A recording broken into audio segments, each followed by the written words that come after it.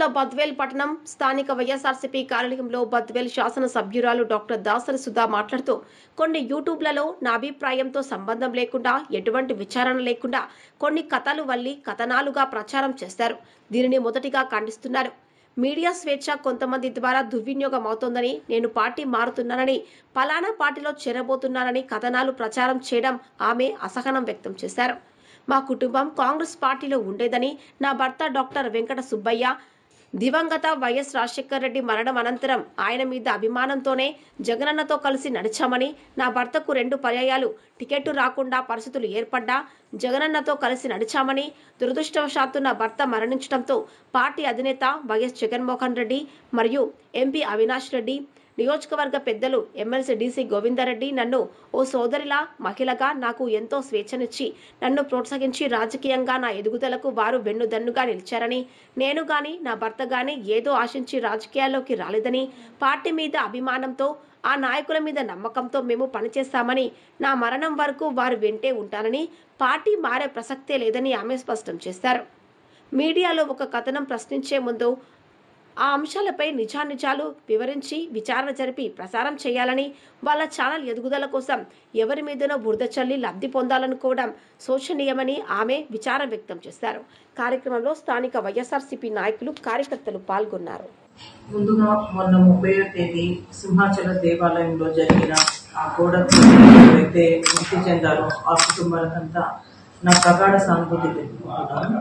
భగవంతుడు ఆ కుటుంబాలకు తోడుగా ఉండాలి, వాళ్ళు త్వరగా కోరుకోవాలని కోరుకుంటున్నాను.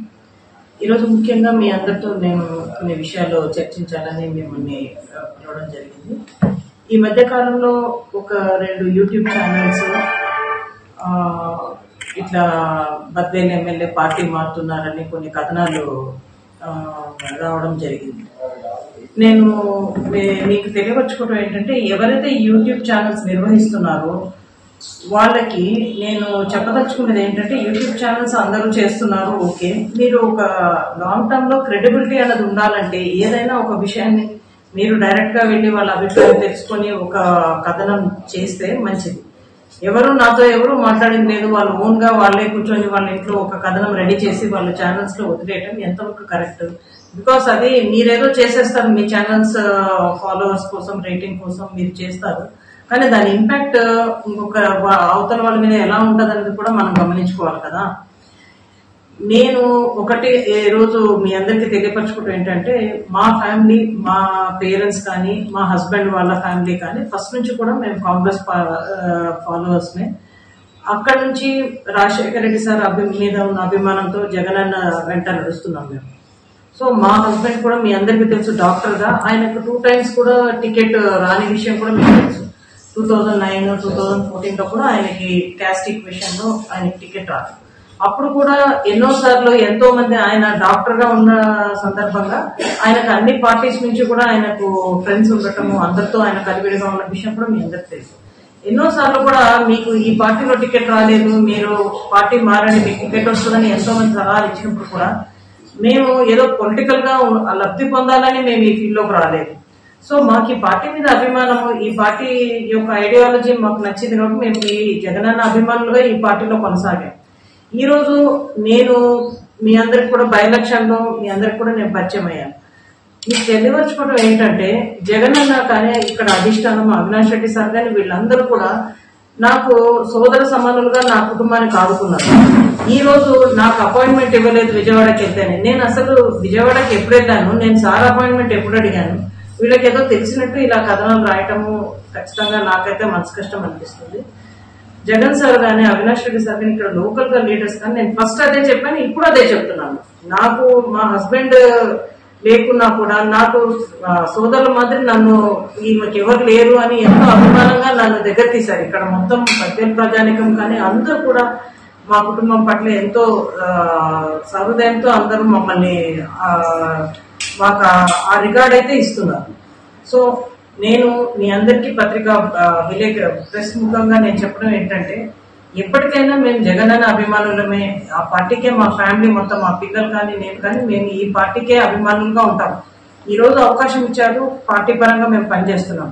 రేపు అవకాశం ఉన్నా లేకున్నా కూడా మేము పార్టీ మారేదైతే ఉండదు. ఎప్పటికైనా కూడా లాస్ట్ మా కూతురున్నంత వరకు మేము జగనన్న వెంటే ఉంటాం. ఈ క్లారిఫికేషన్ మీకు ఇవ్వాలని ఈరోజు నేను మీ అందరినీ కలవడం అయింది.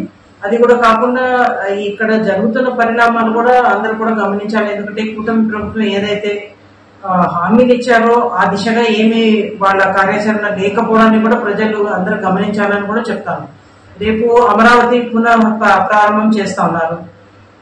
ఈ విషయం కూడా ఇది సెల్ఫ్ ఫైనాన్సింగ్ అన్నారు, కానీ అన్ని బ్యాంకుల నుంచి, మన వరల్డ్ బ్యాంక్ నుంచి కానీ మిగతా అన్ని సంస్థల నుంచి కూడా అప్పు తీసుకొస్తున్నారు. అదంతా కూడా మనం అందరం తీర్చాల్సిందే.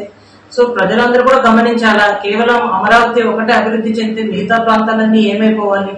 ప్రజలకు ఏదైతే హామీలు ఇచ్చారో వాటి మీద ఏం దృష్టి లేదు. ఒక పెన్షన్ తప్ప ఇంకా వేరే ఏమి ఇంతవరకు ఇచ్చిన హామీలు ఏవి కూడా ముందుకు పోలేదు. 1 year అయిపోతా ఉంది.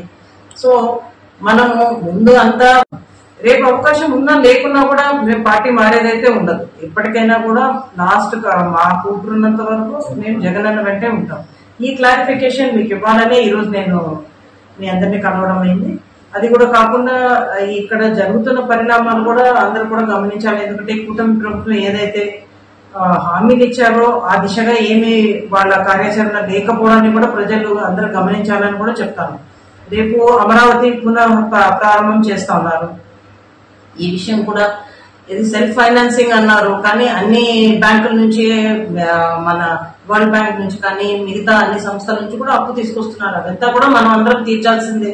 సో ప్రజలందరూ కూడా గమనించాలా. కేవలం అమరావతి ఒకటే అభివృద్ధి చెందితే మిగతా ప్రాంతాలన్నీ ఏమైపోవాలి? ప్రజలకు ఏదైతే హామీలు ఇచ్చారో వాటి మీద ఏం దృష్టి లేదు. ఒక పెన్షన్ తప్ప ఇంకా వేరే ఏమి ఇంతవరకు ఇచ్చిన హామీలు ఏవి కూడా ముందుకు పోలేదు. 1 year అయిపోతా ఉంది. సో మనము ముందు అంతా వాళ్ళకి అప్పులు ఉన్నాయని తెలుసు. అదే కదా వాళ్ళు ఆ రోజు స్ట్రాటజీ చెప్పింది. జగనన్న 14 లక్షల కోట్ల అప్పు చేశారన్నారు. తర్వాత మళ్ళీ అసెంబ్లీ సాక్షిగా కాదు అని వాళ్లే వాళ్ళ మన ఫైనాన్స్ మినిస్టర్ గారే వాళ్ళే చెప్పడమే ఆ రోజు అసెంబ్లీ సాక్షిగా వాళ్ళు చెప్పిన అప్పులు ఏంటి? మరి ఇట్లా అబద్ధాలు చెప్పి మీరు గవర్నమెంట్కి వచ్చారు. ప్రజలకు ఏదైతే చెప్పారో వాటిని నెరవేర్చే దిశగా ఈ ప్రభుత్వం పనిచేయాలని మేము కోరుకుంటున్నాం. మరొకసారి ఎట్టి పరిస్థితుల్లో రాజకీయాలు చేయాలన్నది అయితే కనుక మాకు కాదు. మమ్మల్ని, మా కుటుంబాన్ని ఆదరించి జగనన్న మమ్మల్ని బ్లెస్ చేశారు. మేము ఖచ్చితంగా లాస్ట్ మా కొనుగోలు ఉన్నంత వరకు కూడా మా ఫ్యామిలీ మొత్తం జగనన్న అభిమానులుగానే ఉంటాం మేము. Thank you very much.